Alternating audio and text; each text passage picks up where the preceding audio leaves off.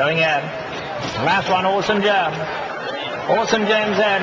They're all set for the $5 million Breeders' Cup Classic. Steels sent on their way in the Breeders' Cup Classic to the roar of the Santa Anita crowd. Regal Ransom danced away. Pity Zenyatta is dead last. Zenyatta's dead last early.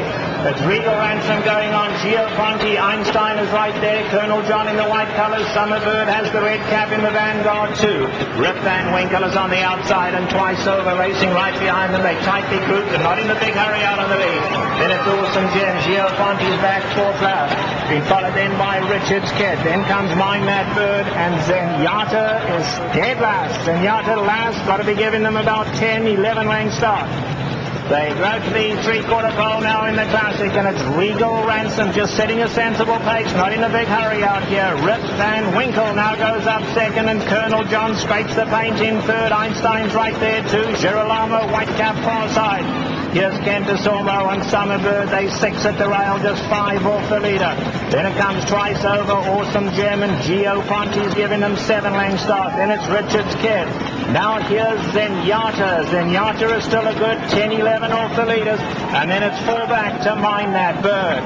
A half mile to go now in the Classic, and still the leader is Regal Ransom, a length and a half. Rip Van Winkle being sent along after him. Then Colonel John. On the far side, Girolamo. Einstein is right there. Summerbird at the rail. Twice Over is next. Then Awesome Gem. Gio Ponti's behind that. Then Richard's Kid. And now here's Zenyatta. And let's see. Zenyatta has a lot of ground to make up. Zenyatta, if she wins this, will be a super horse. She's starting to pick them off though. Zenyatta going to hook to the outside. Meanwhile, it's Colonel John. Summerbird in the red cap. Look out, Zenyatta's stuck to the outside. Zenyatta coming flying on the grandstand side. Gio Ponti on the inside. Summerbird is right there. This is unbelievable.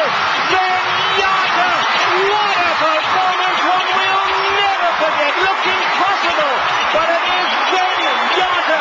Still unbeaten under Mike Smith. Gio Ponti second, Summerbird, and then Richard's Kid. What a dramatic performance. One of the most sensational ever. Zenyatta wins the Breeders' Cup Classic.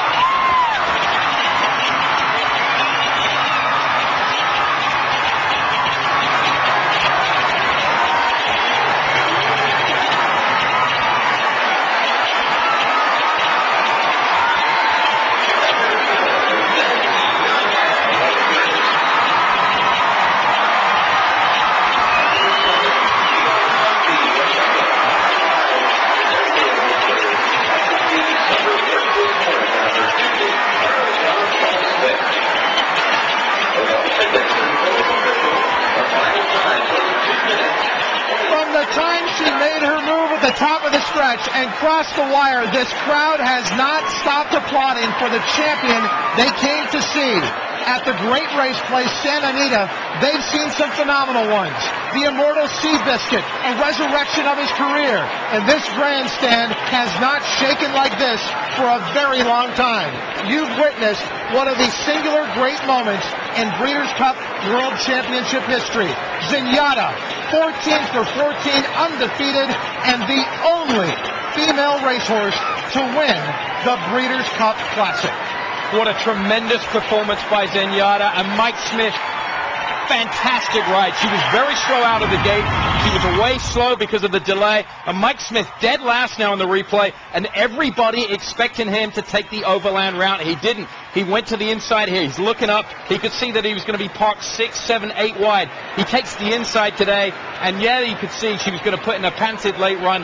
Now he needs to find a seam, and once he gets that seam outside of Summerbird and inside of Twice Over, outside of Twice Over, here she comes, and looks like the other 13 races that she's been running to date. I'm done. I can't even speak. That was unbelievably breathtaking. At the back in the backstretch, I could not believe. I thought she was going to have too much to do passing these type of horses, and to win like that, phenomenal, phenomenal. Horse of the year, I'm telling you, I can't even talk right now. No, the debate absolutely has to begin.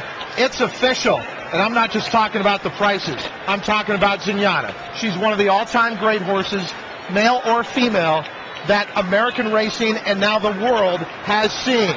Zenyatta will return to a grandstand that is going to be frenzied, and Mike Smith is going to return to plaudits. Congrats, well done. Mike Smith comes by our stage, looks over at his good friend Paul LaDuca, and looks to the heavens as well. I'm sure there's some that Mike Smith wished could be here, but have gone into another life. But Mike Smith has so many supporters that have brought him to many great horses, and now the greatest horse of all, Zenyatta. You know, he took a lot of heat for his ride at Del Mar. A lot of people said he goes too wide with this horse. And there you see her right behind us. We're waving at her. And, you know, he took a lot of heat for his ride at Del Mar, but he told me this horse does not like that track as much as Santa Anita. We're going to get to the bottom of her today. And he was 100% right. She was much the best. Kurt Hoover was asking this before. And let's put it out there. I don't have a vote in the Eclipse Awards. Simon Bray doesn't. Paul LaDuca doesn't. Matt Carruthers doesn't. I'm not sure about Kurt Hoover. I do not either. Okay, all right. You're absolutely right. I was one of those guys, if I was voting, I look at what happened with Rachel Alexandra throughout the year, a campaign we haven't seen, but I'm just asking any Eclipse Award voter with an earshot right now, you have to sit down and think about this. This cannot be in the bag for Rachel Alexandra. Zenyatta has made an even better case than I could have ever imagined. And Todd, a couple things about that I agree wholeheartedly with you. And maybe one of these days we'll get a vote, one of us, since we see so few races every year. A brilliant ride by Mike Smith. I wanted to echo what Simon said. A brilliant ride. And Todd, if I did have a vote, and this is not you know, just because it's the moment, I had this thought going in, if she does this, I would vote for Horse of the Year. You cannot have a more impressive performance. And guys, let's factor in everything that went into it. A delay at the gate, a horse being scratched, reluctant loading, you know, not a picture-perfect pace scenario, weaving her way through traffic. That's why we're in this game, guys, to see things like that. And it's one of the greatest moments I've ever seen in racing. The thing that strikes me is she's 14 for 14. I would say that half of those 14 races, say 7 for 14, to me, she's looked like she has absolutely no chance of winning at a 3/16th full, and each and every time she finds a way to get the job done. And I think, guys, that's the mark of a champion. No excuses, not having to carry racetracks, shift around, just win. And, boy, like she had no business winning that race at a 3/16th full. But I think, you know, Simon, you made a good point. When Mike decided to go inside, that was a great move to go inside and get away from some of those horses that were falling apart in front of him. Listen to the crowd still.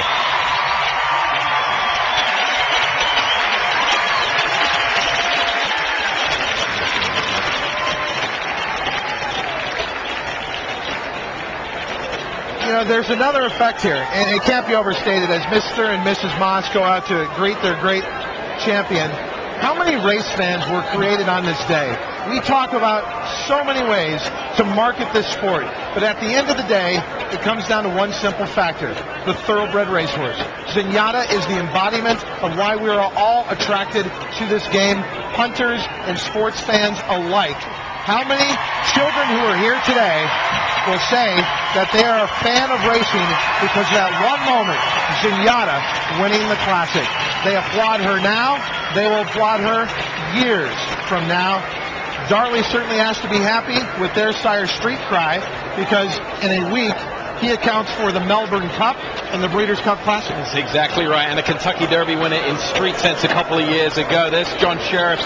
What a weekend for him. He has taken both Classic races in the latest division, and now here with Zenyatta. And, I mean, just a tremendous ride from Mike Smith. I just can't get over the performance he put up there. Yeah, he took a little bit of a gamble going inside on that far turn, Todd. We were talking about it. He's going to go overland. He made the right move by going inside to outside, and she just exploded. She almost got stopped, too, and had to reel out again. In her heart of hearts, guys, let's be honest, when she passed the grandstand for the first time, and she had like an awkward action, like, how is she going to pull this off? Yeah, but I think that's just her physical nature. She's so big, not cumbersome, but she just takes a while to get into a stride. It's like 4 or 5 furlongs to get going. Exactly, right? And I've always said this. She's wanted this 1.25 mile distance since she was a 3-year-old. She could run all day long. And Todd, to kind of expound upon your point just a little bit more, it's about the star, and by the only way we have stars in this game is to keep horses in training. And so Mr. and Mrs. Moss, you know, huge props for bringing her back as a 5-year-old when they could have retired her after her 4-year-old campaign. And nobody would have questioned that whatsoever. No. That's what usually happens with a champion mare like this. And Todd, I think you hit on something really important. I was thinking about that when you were saying that. This is what creates fans. Horses like this, moments like this, brilliant performances by both human athlete and the horse. And Paul, I think you touched on the turn there. I don't know who it was. Somebody stopped badly when Mike was starting his run, and he almost ran into the horse that stopped, and he kind of cut to the inside. A brilliant performance by Mike Smith. I don't know if I've seen many